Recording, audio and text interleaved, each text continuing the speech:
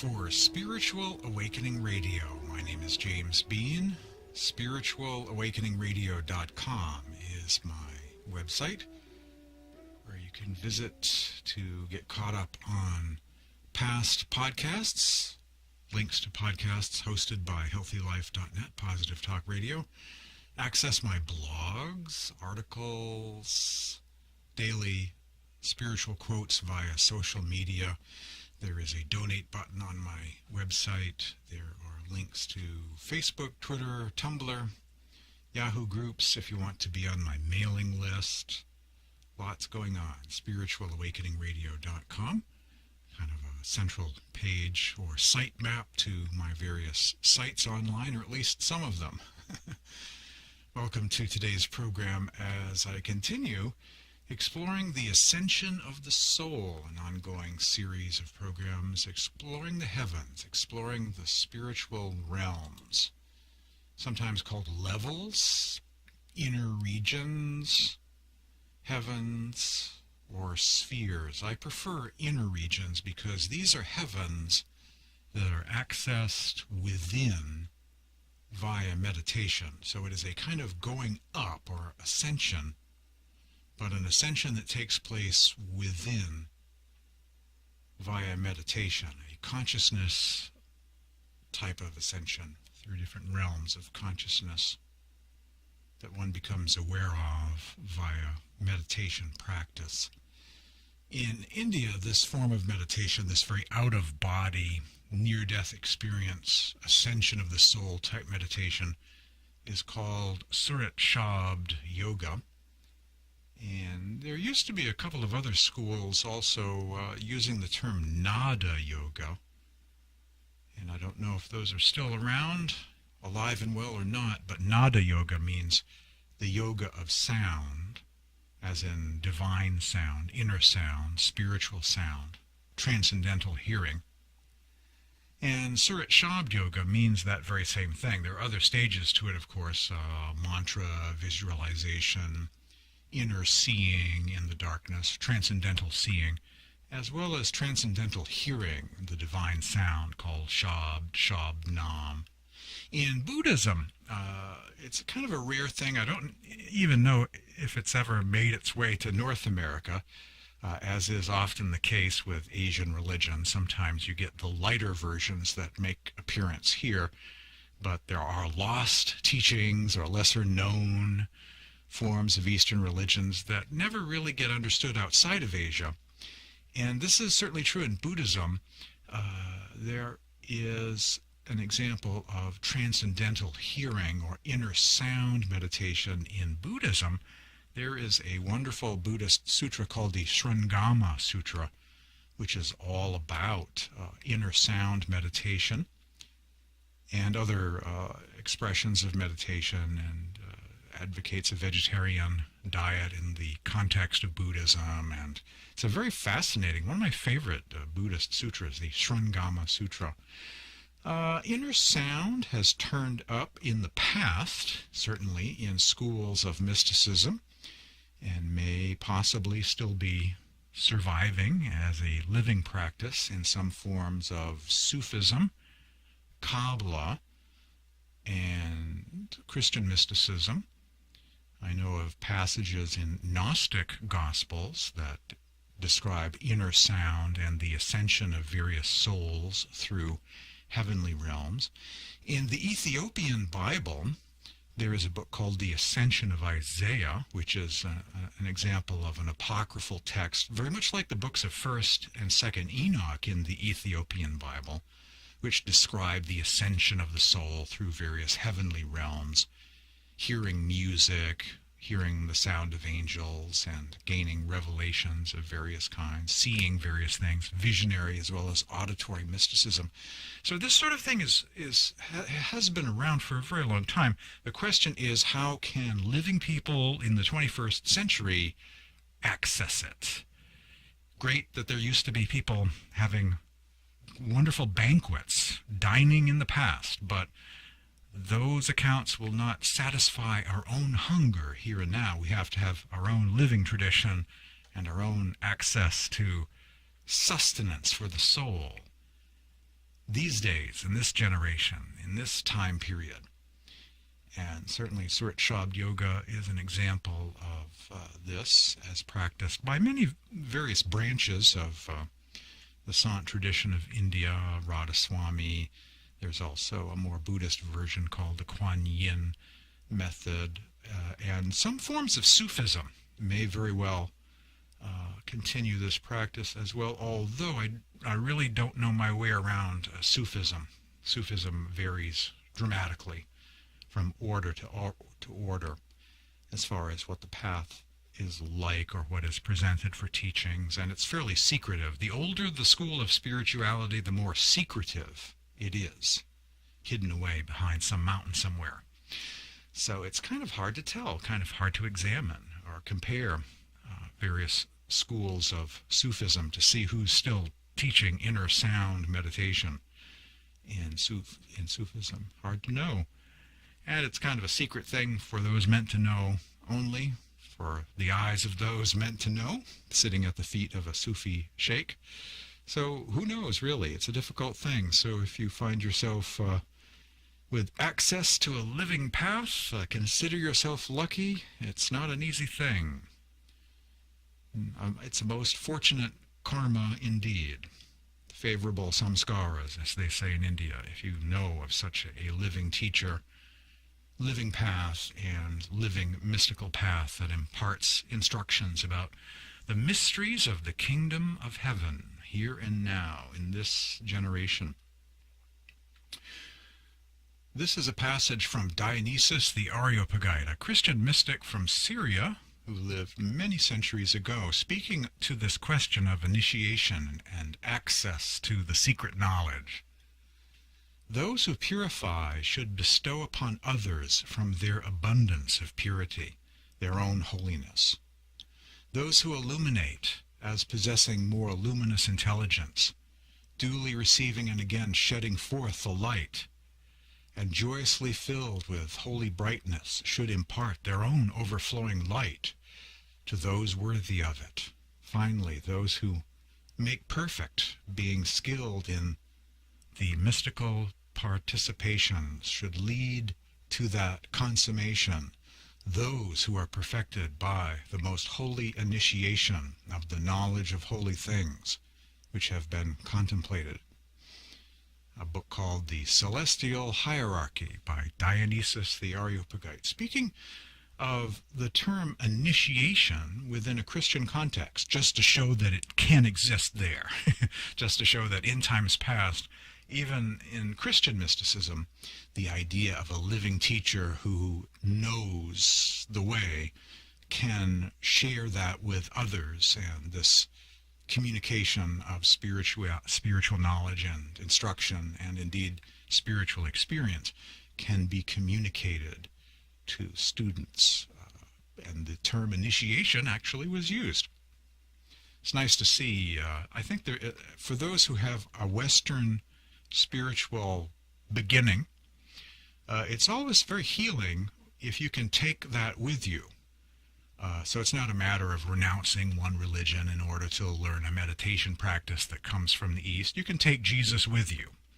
In fact, you may discover that Jesus was of the East the whole time. You may discover that, for instance, the Gospel of Thomas is a very mystical book, a book for contemplative souls. So it's not in error that you can do that. For instance, this is from the Nag Hammadi Library, saying attributed to Christ. When I arrived, I opened a path and taught people about the way of passage for those who are chosen and solitary, who have known the Father and have pursued truth. That's a passage from Dialogue of the Savior, a Gnostic gospel found in the Nag Hammadi Library of Egypt. When I arrived, I opened a path and taught people about the way of passage for those who are chosen and solitary, who have known the Father and have pursued truth. This is from Julian P. Johnson, The Path of the Masters. The world has never been without a living master. Beneath all other impelling forces in the creation. Spirituality is the primary cause. That and that alone is the driving force that always leaps up to join its source. In every living being, from tiny plant up to a human being, the spiritual flame of life is struggling toward and onward toward its source of being. And this process and this struggle must go on until the last speck of dust returns to the central fires of infinite being. The message of the Masters fills the world with hope, and at the same time it offers a rational foundation for such hope. It not only tells people what they should do, but it offers them a definite method of doing it. In the march of the ages, cycle after cycle, in every planet where human beings reside, the great masters are the light-bearers of that world. Until the end of the ages, they will remain the friends and saviors of those who struggle toward the light. Julian P. Johnson. Path of the Masters. There are several techniques described, the specific details of which are taught to students at the time of their Diksha or initiation into the meditation practice of Surat Shabd Yoga, transcendental seeing, and the art of transcendental hearing in meditation, in order for the soul to ascend within through these different levels of consciousness.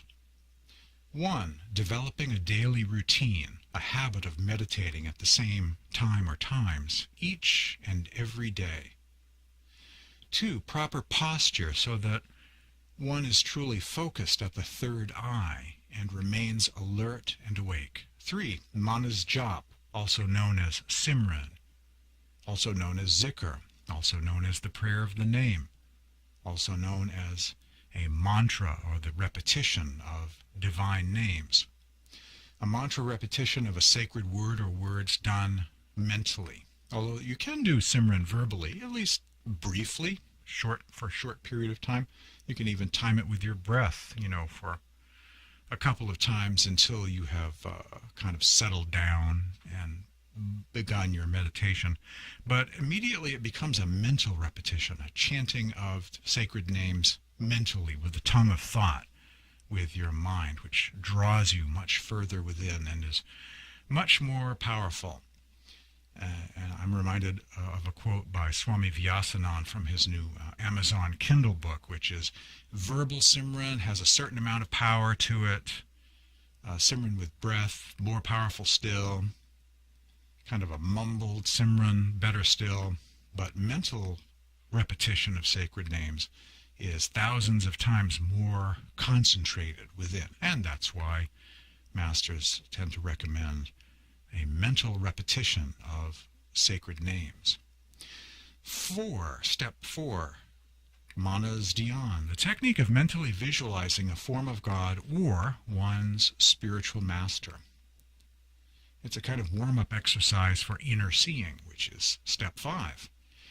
Drishti Sadhna, the yoga of light, the technique of focusing upon an infinitesimal point in the darkness.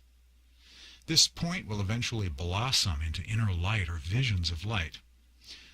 One gazes into the middle of the darkness or light one sees while in meditation. One passes from scene to scene and vision to vision, always looking toward the center.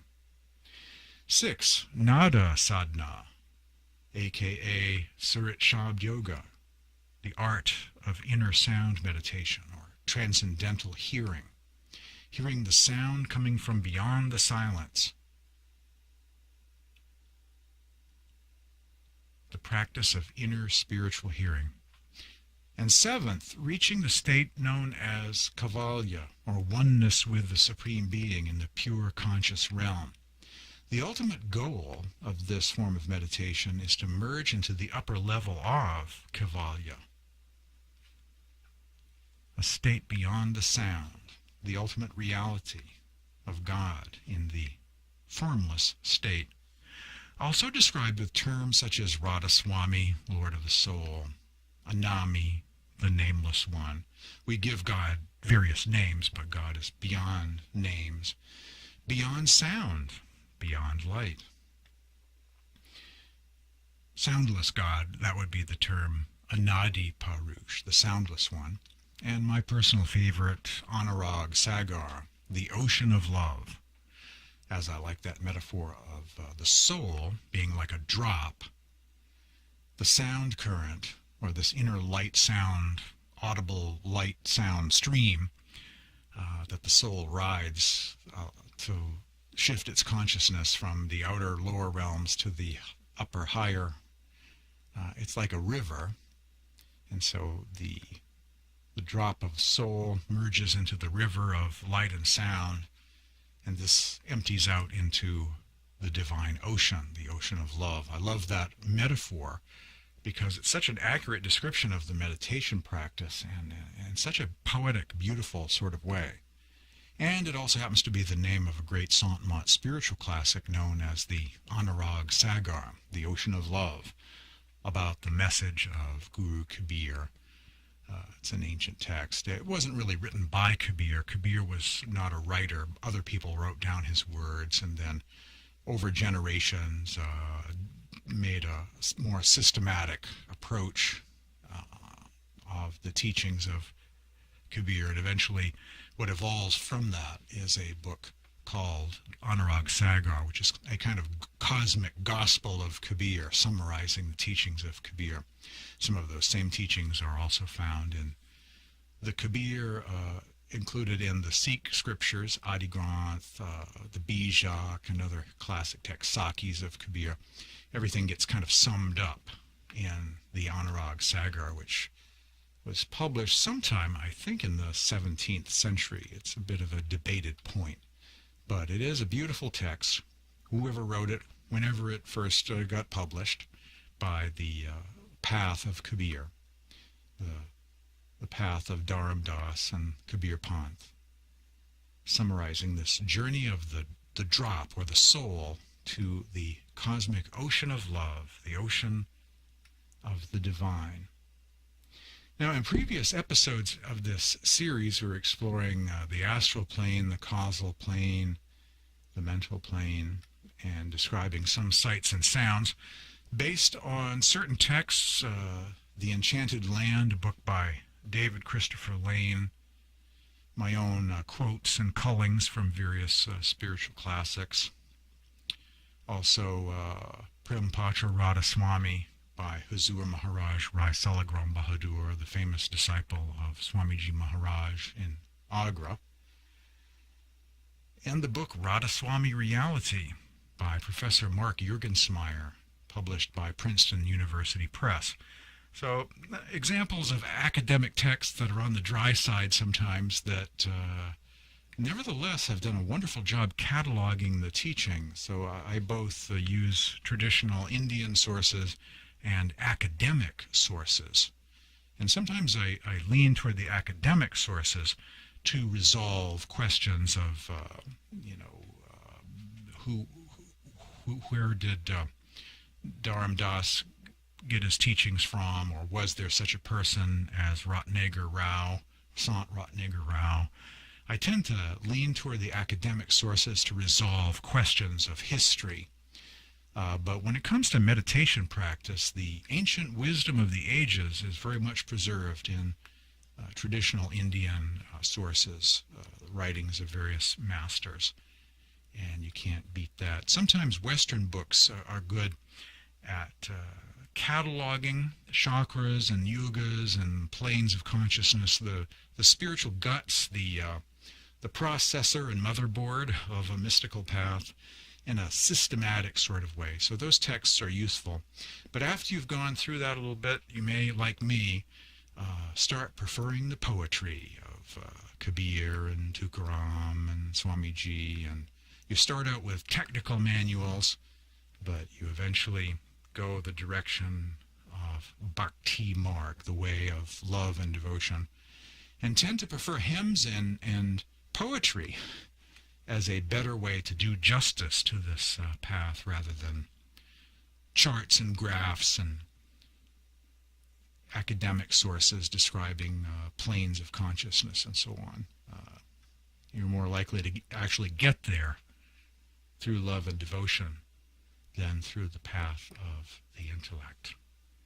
The name of the program is Spiritual Awakening. After the break, I will delve into the realm known as Bhanwar Gupha, the Whirling Cave Vortex, which is a kind of waiting room to heaven, a kind of transitional realm from lower realms of duality to the first plane of pure eternal spirit, a kind of bridge from the lower worlds to the first spiritual plane.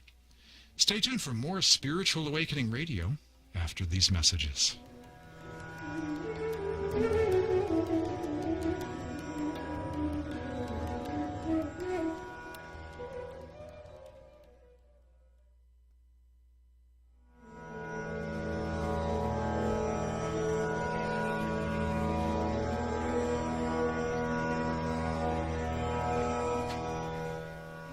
Welcome back to Spiritual Awakening Radio on HealthyLife.net, Positive Talk Radio. My name is James Bean. It's great being here each week exploring the world. I explore the world of spirituality, comparative religion, meditation, and sacred texts, East and West. Quite often rare sacred texts, kind of coming from a point of view of being informed of the lesser-known texts, spiritual classics from Asia, from India, from Egypt, some interesting texts.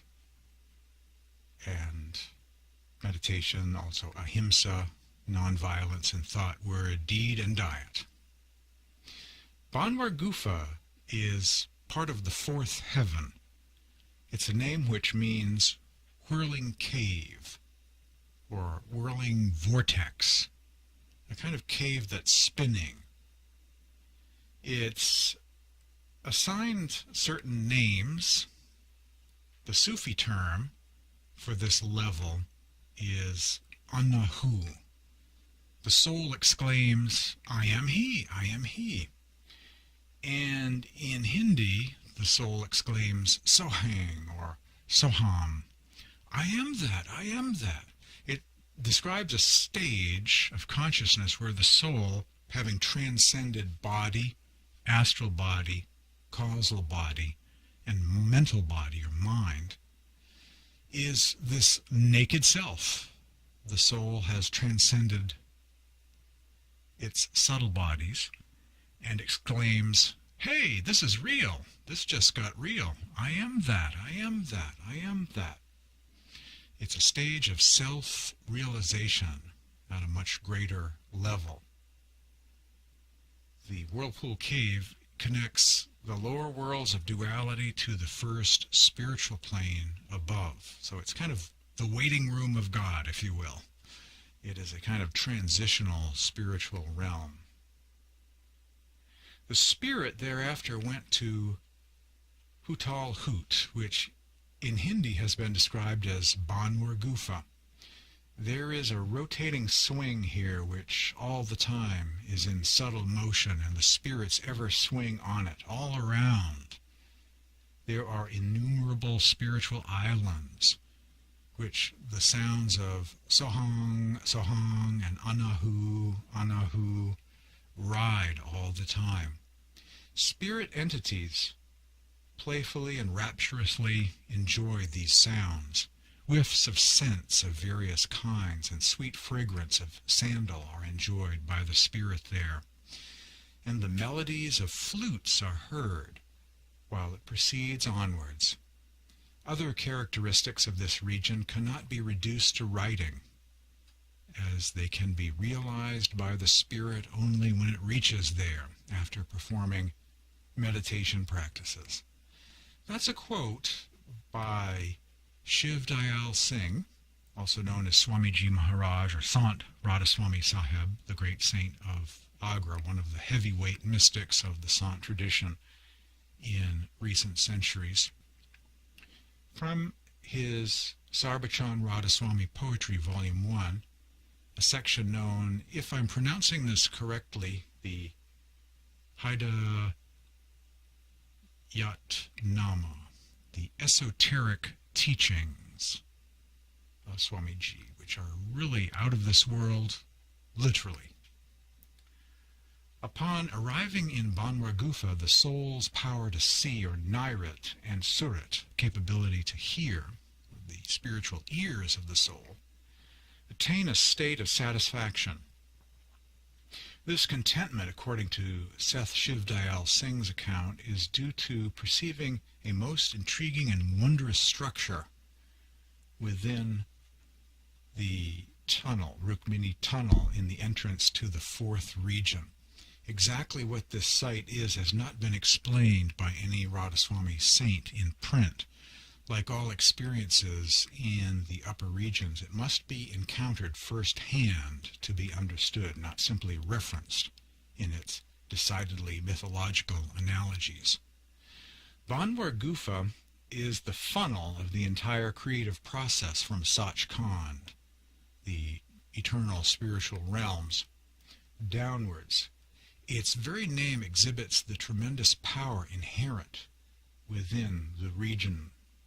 It's called Whirling Vortex. The lord of this realm is termed as Sohang, I am that, a descriptive mantric term which implies a conscious intuition on the part of the soul with its higher identity. The soul, in other words, is starting to realize itself. The Shabd currents in Bhanwar Gupha are so sweet and enchanting, according to the saints, that souls live entirely off its invigorating nectar, desiring nothing but darshan of the presiding Lord and the manifestations of light and sound. The soul eats and drinks the inner light and sound. It is its sustenance, in other words.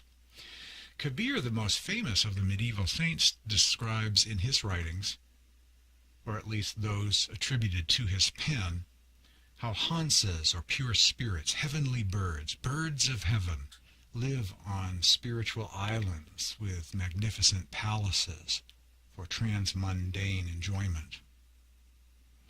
Baba Fakir Chand, in his Yogic Philosophy of the Saints, published in 1980, gives a more psychological interpretation of the meditator's experiences in the fourth region. Quote, when in the course of meditation man reaches this state of Bhanwar Gupha, he experiences that there was none except his own self. This center is compared with Bhanwar, which means whirl. At the center of a wheel, at this center a wheel rotates like a cradle. It means that at this center a wave springs out of the surat of the meditator and again merges in its source, or say it rotates around its own source and produces the sound of Sohang flute. The shabd of this center is so effective that the meditator enjoys the pleasure of being one with the Supreme Soul. Unquote. A description of the soul coming to know itself. The naked soul, free of encumbrances of lower realms, discovers its own self. That's a passage from the book Enchanted Land by David Christopher Lane, published by the MSAC Philosophy Group. Coming up after the break, we'll continue to explore the heavenly realms of Surat Shabd Yoga. After these messages, stay tuned. You're hearing Spiritual Awakening Radio.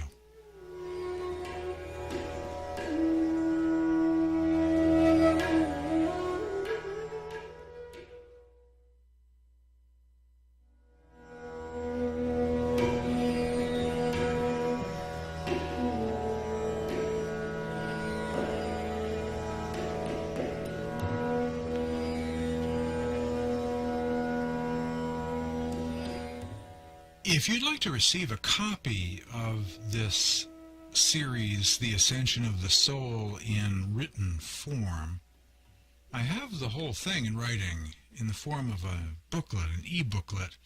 It's at my blog also, as well as a PDF file. Just send me an email and I'll be happy to send it to you. It describes all of the heavenly realms and all of the material that I've made use of on this series thus far. My email address is james@spiritualawakeningradio.com, james@spiritualawakeningradio.com. Just ask for the Ascension of the Soul e-booklet, and I'll send a copy right to you, or a link to this online so you can follow along or review everything. The Ascension of the Soul. The 5th through the 8th regions, I begin the process of describing the first spiritual realm. Now, how is it that this is the first spiritual realm, and we've already covered, several different heavens at the same time? The lower heavens are considered to be in realms of time and space and are not necessarily so heavenly. You have the physical plane, or Pinda, the astral plane, or Anda, and then Brahmananda. But these are considered realms of time and space and not necessarily very heavenly. And you have that same sort of tradition described in Western religions too. Like, for instance, there is a passage from the scriptures, the Bible, that talks about there being war in heaven, like between various factions of angels. Well, what's so heavenly about war, right? What sort of heaven is it that you can have war in it? That seems kind of strange at first to our ears. How can there be war in heaven? Well, a very low heaven that's not all that different from the physical plane. The astral plane is considered not all that different. So you have lower heavens, and then at some point you have the first purely spiritual region. There's sort of a transition with Bhanwar Gupha that I just mentioned before the break, being kind of semi-eternal heavenly, or fairly pure. And then when you get to the 5th plane, you enter that pure, eternal, timeless realm that resembles the true heaven, is beyond any sort of duality and strife and illusion, Maya, all of those terms which are often used to describe lower heavens, lower realms. The 5th plane is known as Sachkhand, Satlok, true eternal realm, Nirvana, Kaivalya, oneness. I mentioned Sachkhand, which is a Sikh term, true eternal realm. The true eternal realm is divided into 4 subsections. Satlok, the 5th plane, the true eternal realm, also called Satnam, or true name, Satpurush, the true original being. The 6th heaven, Alaklok, or invisible realm. The 7th heaven, known as Agamlok, the inaccessible realm, a realm of nearness to the divine. And 8th, Anami, the nameless realm, also referred to as Radhasoami Lok, Radhasoami Dham, the abode of the Lord of the Soul, the Most High, ultimate reality. The 8th of the Gnostics, the 8th heaven, ocean of love, upper level of Kaivalya, beyond the light and sound, the ultimate reality of God in the ultimate formless or naguna state, which is soundless or soundlessness, beyond the veils of light and sound. So let me go over that again. The 5th plane is Satlok, the true realm, associated with Satnam, true name, Satpurush, true original being. The 6th heaven, Alaklok, the invisible realm. 7, Agamlok, the inaccessible realm, also described as nearness, and I think I borrowed that term from Kabbalah.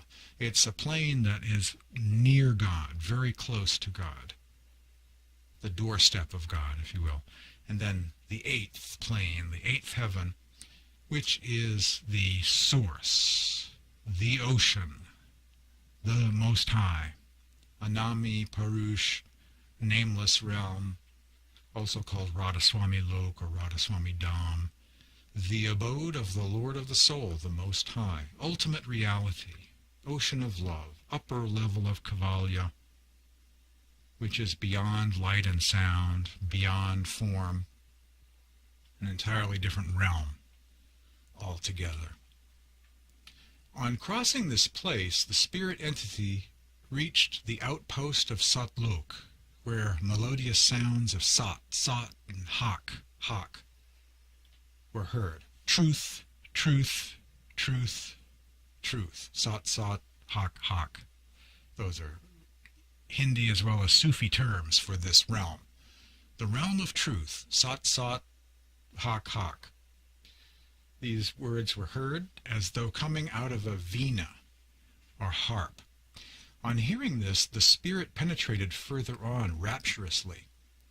There rose to view a silver and golden streams full of nectar. There rose to view the silver and golden streams full of nectar, and vast gardens, each tree thereof is 1 crore yojans in height, and crores of suns and moons hang from them as flowers and fruits. Innumerable spirits and hansas, or birds of heaven, sing, chatter, and play on these trees like birds. Now these terms of measurements that are in this text, crores of yojans, I mean, that's like millions of miles, okay? If you were translating that, that would be millions of miles. Well, after the break, I will delve into Satchkan, or Satlok, the fifth plane, the fifth heaven, and give you some description of this realm. You're hearing Spiritual Awakening Radio and a series devoted to the Ascension of the Soul.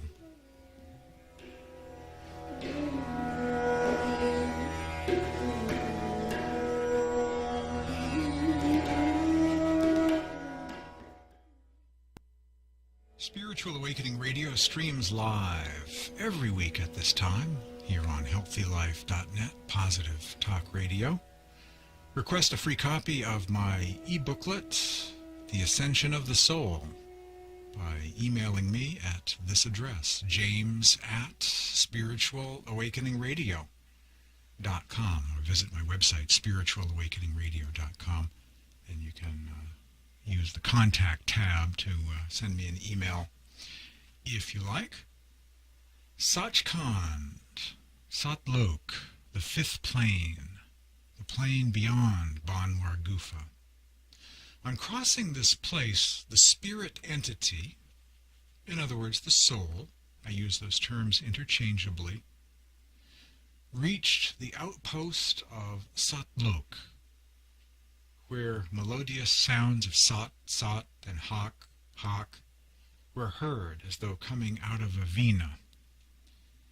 On hearing this, the spirit penetrated further on rapturously. There rose to view the silver and golden streams full of nectar and vast gardens. Now, as regards the glory of the person of Sat Purush, each hair of his is so brilliant that crores of suns and moons, millions of suns and moons, look pale in comparison. How may one describe his eyes, nose, ears, face, hands, and feet? They are all nothing but refulgence.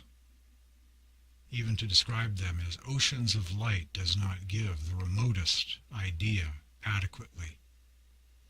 After witnessing the glory of this region, the spirit proceeded on to Alak Lok and got darshan, or vision, contemplating the image of Alak Purush. Thereafter, the spirit entity went on and attained Agam Lok. The spirit entity sojourned there for a long time, and on going beyond, it got darshan of Radhasoami, that is Anami Purush, and merged in him.